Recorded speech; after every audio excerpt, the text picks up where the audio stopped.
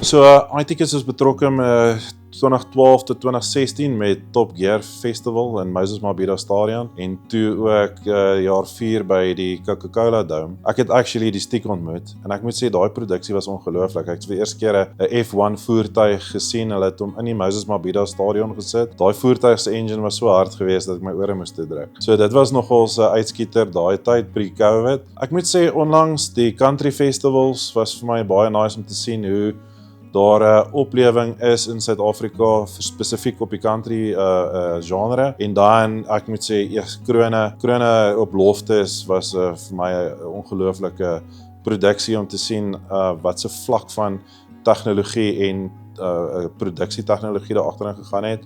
En dan uit die aard van die saak, Afrikaans is groot, was hoendervleis. Jy weet, veral toe hulle daar die bokke so gespeel het. So ja, daar is vir my die uitskieters as ek nou so vinnig moet dink.